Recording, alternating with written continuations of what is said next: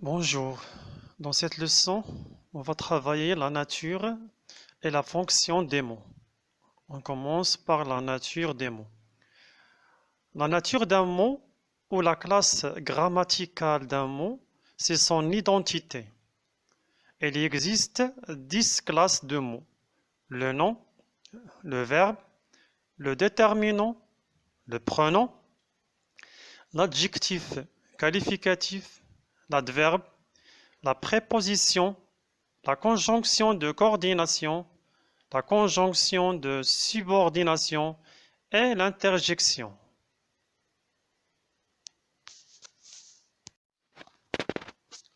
On peut parler aussi de la nature des groupes de mots.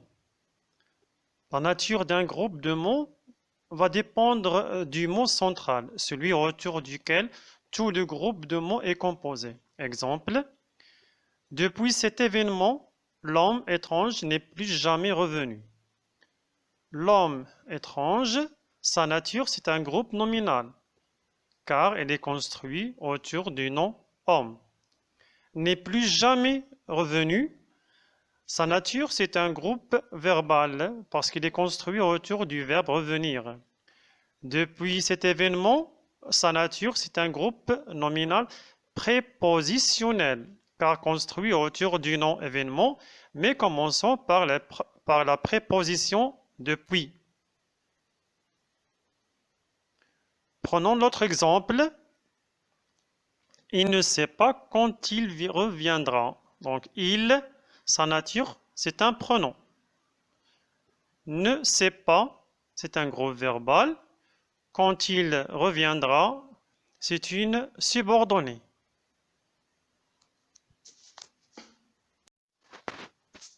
Maintenant, on passe aux fonctions des mots ou groupes de mots.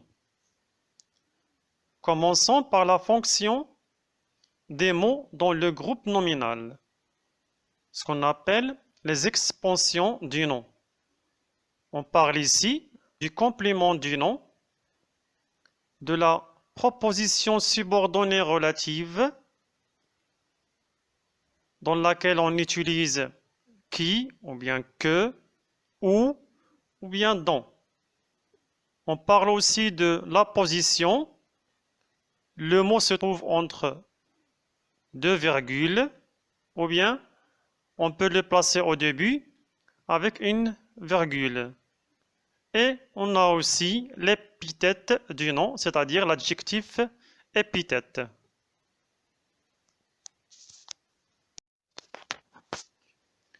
Passons maintenant aux fonctions qui se rapportent au verbe.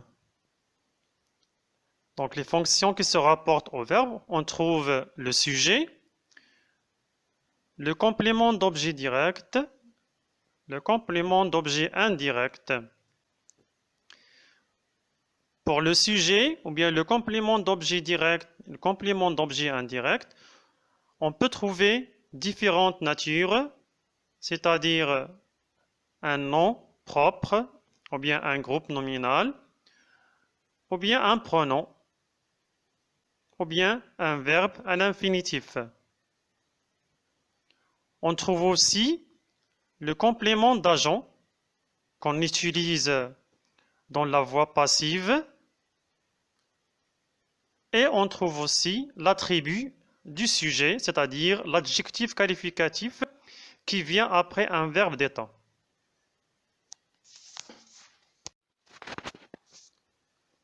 Enfin, il y a la fonction qui se rapporte à la phrase, ce qu'on appelle les compléments circonstanciels.